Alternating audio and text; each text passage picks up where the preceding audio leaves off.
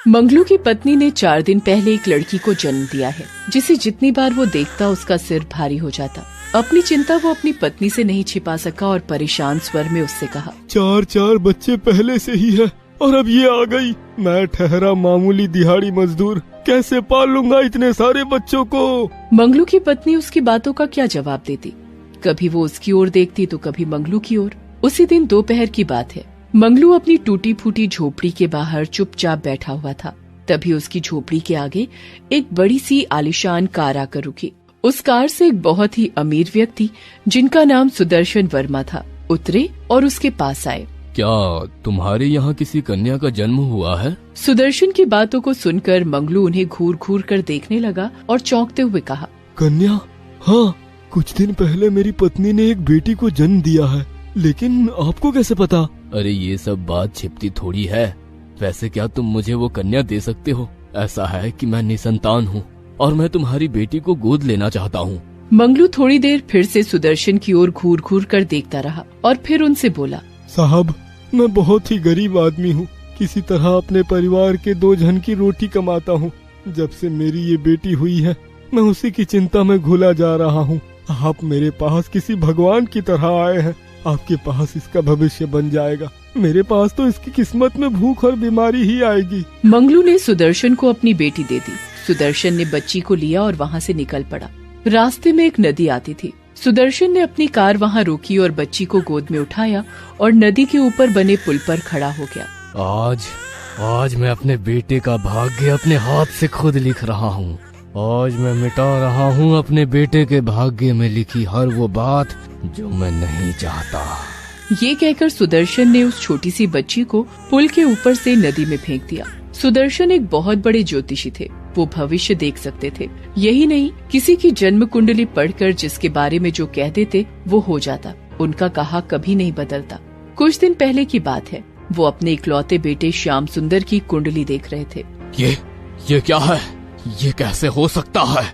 मेरे इकलौते बेटे का विवाह किसी दिहाड़ी मजदूर की बेटी से होगा? हाँ? सुदर्शन ने अपनी आंखें बंद की और उस लड़की को देखना शुरू किया। पल भर में ही उनकी आंखों के आगे मंगलू की बेटी आ गई। उन्होंने अपनी आंखें खोली और, मैं भविष्य देख सकता हूँ तो भविष्य बदल भी सकता हूँ। मैं बदल दूंगा अपने बेटे का भविष्य, मार दूंगा उस लड़की को। दूसरी ओर वो छोटी बच्ची पानी के बहाव के साथ बही जा रही थी। वहीं नदी के किनारे बसे एक गांव की मछुआरिन विमला उस समय जाल डालकर मछली के फंसने का इंतजार कर रही थी। कितनी देर हो गई, आज तो एक भी मछली जाल में नहीं आई। तभी उसकी नजर पानी की लहरों के ऊपर आ रही उस बच्ची पर पड़ी, जो बेचारी लगातार रोई जा रही थी। अरे ये किसकी बच्ची है? किस निर्दयी ने इस बच्ची को पानी में डाल दिया? अरे जब पाल नहीं सकते तो पैदा क्यों करते हैं? विमला ने उस बच्ची को लहरों से निकाला। वो बेचारी बच्ची लगातार रोई जा रही थी। उसने उसे गले से लगा लिया। क्या हो गया? अरे क्या हो गया? क्यों रो रही है? भूख लगी है क्या? मैं हूँ ना, मत रो बेटी, मत रो। विमला के पति का 2 साल पहले देहांत हो गया था। उसका दुनिया में कोई नहीं था। उसने उस बच्ची को गोद ले लिया। विमला ने उसका नाम मीरा रखा। समय धीरे धीरे पंख लगाकर उड़ता गया। मीरा अब 21 साल की हो गई थी। इस बीच विमला की मौत भी हो गई थी। उधर ज्योतिषी सुदर्शन का बेटा भी अब जवान हो गया था। एक दिन की बात है, वो नाव की सवारी कर रहा था, तभी मौसम बहुत ही खराब हो गया। जोर जोर से आंधी चलने लगी और फिर मूसलाधार बारिश शुरू हो गई। ओह, इतनी तेज आंधी और तूफान, ऊपर से ये बारिश। तूफान और बारिश का वेग और बढ़ता गया और उनकी नाव डूबने लगी। श्याम सुंदर पानी के बहाव में कुछ देर तो हाथ पांव मारता रहा, फिर थक कर बेहोश हो गया और लहरों के साथ बहने लगा। उधर दूसरी ओर मीरा उस समय नदी में मछली पकड़ने के लिए आई थी, लेकिन तूफान के कारण वापस लौटने का सोच रही थी। तभी उसे श्याम सुंदर पानी में बहता हुआ दिखाई दिया। अरे ये कौन है? कौन बहता हुआ आ रहा है नदी के बहाव के साथ? मीरा तुरंत पानी में उसे बचाने के लिए उतर गई और लहरों से लड़कर उसकी जिंदगी बचा ली। श्याम सुंदर को जब होश आया तो उसने खुद को मीरा के घर में पाया। मैं कहाँ हूँ? आप कौन है? तब मीरा ने श्याम सुंदर को सारी बातें बताई, जिसे सुनकर श्याम सुंदर का दिल मीरा के प्रति प्यार से भर गया और उसने अपने प्यार का इजहार भी उससे कर दिया। मीरा ने भी उसका निवेदन स्वीकार कर लिया। कुछ दिनों बाद उन दोनों ने शादी कर ली। शादी के बाद श्याम सुंदर मीरा को लेकर अपने घर पहुंचा और अपने पिता से सारी बातें बताई। तुमने शादी कर ली? लेकिन ये लड़की कौन है? इसका कुल क्या है, खानदान क्या है? तब मीरा ने उन्हें सारी बात बताई, जिसे सुन सुदर्शन ने अपना सिर पीट लिया और मन ही मन सोचने लगा, हे भगवान, 21 साल पहले मैंने इस काले अध्याय को अपने बेटे के जीवन से निकालना चाहा था, लेकिन आज ये फिर से मेरे सामने आ गई। लेकिन मैं हार नहीं मानूंगा। उस दिहाड़ी मजदूर की बेटी को मैं कभी अपनी बहू स्वीकार नहीं करूंगा।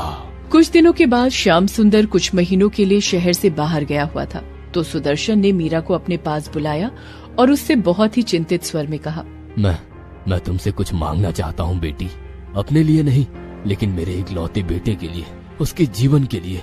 बोलो, क्या तुम मुझे वो दोगी जो मैं मांगूंगा तुमसे, या इनकार करके मेरे बेटे के जीवन को खतरे में डाल दोगी? बोलो बेटी। ये सब आप क्या कह रहे हैं पिताजी? मेरी तो कुछ समझ नहीं आ रहा है। देखो, मैं कहना तो नहीं चाहता तुमसे, लेकिन अगर नहीं कहा तो बहुत मुसीबत आ जाएगी। तुम्हें तो पता है कि मैं ज्योतिषी हूँ। मैंने अपने पुत्र की और तुम्हारी कुंडली देखी है, उसमें साफ साफ लिखा है कि अगर तुम दोनों साथ रहे तो मेरे पुत्र की मृत्यु हो जाएगी। ये आप क्या कह रहे हैं? मैं सही कह रहा हूँ बेटी, लेकिन हम उसकी मृत्यु को रोक सकते हैं अगर तुम उसे छोड़कर हमेशा के लिए चली जाओ तो। अपने पति की खातिर मीरा उस शहर को छोड़कर मायागंज नाम के दूसरे शहर में चली गई। कई दिन तक वो भूखी प्यासी इधर उधर भटकती रही और एक दिन वो सड़क किनारे बेहोश होकर गिर पड़ी। जब उसे होश आया तो उसके सामने सरजू मांझी नाम का एक बूढ़ा सपेरा बैठा था, जो सांप का खेल दिखाकर अपनी रोटी चलाता था। तुम कौन हो बेटी और कहाँ से आई हो? तब मीरा ने उसे सारी बातें बताई। उसकी बात को सुनकर सरजू मांझी ने कहा, बेटी, जो भाग्य में लिखा होता है उसे कौन बदल सकता है? यही तुम्हारे भाग्य में लिखा था तो उसे तुम कैसे बदल सकती हो? वैसे भी तुम्हारा ये फैसला तुम्हारे पति के जीवन के लिए है, इसलिए इसे स्वीकार करो और नई जिंदगी शुरू करो बेटी। मीरा सरजू के साथ रहने लगी। वो उसी के साथ सांप का खेल दिखाती। यही नहीं, उसने सरजू से न सिर्फ जहरीले सांपों को पकड़ने की कला सीखी, बल्कि उनके जहर को काटने का मंत्र और जड़ी बूटी के बारे में भी जाना। बेटी, तुम में गजब की प्रतिभा है। मैंने अपना पूरा जीवन इन जहरीले सांपों के जहर की काट और मंत्रों को जानने में लगा दिया, लेकिन तुमने तो कम ही समय में सब कुछ सीख लिया। समय फिर से बीतने लगा। इस बीच सुदर्शन और श्याम सुंदर मायागंज अपने एक रिश्तेदार की शादी में आए हुए थे। शादी के बाद सुदर्शन और श्याम सुंदर एक कमरे में सोए हुए थे। तभी पता नहीं वहाँ कहाँ से एक जहरीला सांप आया और उसने श्याम सुंदर को काट लिया। श्याम सुंदर दर्द से कराह उठा। पिताजी, पिताजी, मुझे सांप ने काट लिया है। आ, आ, आ, आ। यह बोलते ही श्याम सुंदर के मुंह से झाग निकलने लगा और वो अचेत हो गया। सुदर्शन ने अपने पुत्र की जब ये स्थिति देखी तो उसका दिल जोर जोर से धड़कने लगा। उसने लोगों से मदद की गुहार लगाई। तभी किसी ने उसे सांप का जहर उतारने वाले के पास जाने के लिए कहा। तब सुदर्शन ने पूछा, कहाँ मिलेगा? यहाँ से कुछ ही दूरी पर सपेरों की बस्ती है, वहीं पर सरजू माझी नाम का एक सपेरा रहता है। कहते हैं उसके पास दुनिया के जहरीले से जहरीले सांप की काट है। हमें श्याम सुंदर को उसके पास लेकर जाना चाहिए। वे सभी सरजू के घर पहुँचे। सरजू को उसने सारी बातें बताई। तब सरजू ने कहा, देखिए, अब मैं बहुत बूढ़ा हो गया हूँ, मुझे ठीक से दिखाई नहीं देता। मैं अब आपकी मदद करने में असमर्थ हूँ। हाँ, लेकिन मेरी बेटी आपकी मदद कर सकती है। उसके बाद उसने मीरा को आवाज दी। मीरा को देखते ही सुदर्शन की आंखें फटी रह गईं। उसने लाचार निगाहों से उसकी ओर देखा। मीरा अपने ससुर को पहचान गई। वो तुरंत जंगल से जड़ी बूटी लेकर आई और उसका लेप श्याम सुंदर को लगाया। उसकी जान बच गई। जैसे ही श्याम सुंदर को होश आया और उसने अपने सामने मीरा को देखा तो, मीरा, तुम जिंदा हो? लेकिन पिताजी ने कहा था कि जब मैं शहर से बाहर गया हुआ था तो कोई जंगली जानवर तुम्हें उठाकर ले गया था। ये बात सुनकर मीरा ने अपने ससुर की ओर देखा तो सुदर्शन ने हाथ जोड़कर उससे कहा, तुम दोनों मुझे माफ कर दो। मैं तुम दोनों का गुनहगार हूँ, खासकर मीरा का। मैंने भाग्य के लिखे को बदलना चाहा, लेकिन मैं हार गया। मुझे माफ कर दो मीरा, मुझे माफ कर दो। उसके बाद सुदर्शन ने सारी कहानी उन दोनों को बताई, जिसे सुनकर श्याम सुंदर को अपने पिता से घृणा हो गई। तब मीरा ने अपने पति से अपने पिता को माफ करने को कहा। उसके बाद वो सभी खुशी खुशी रहने लगे।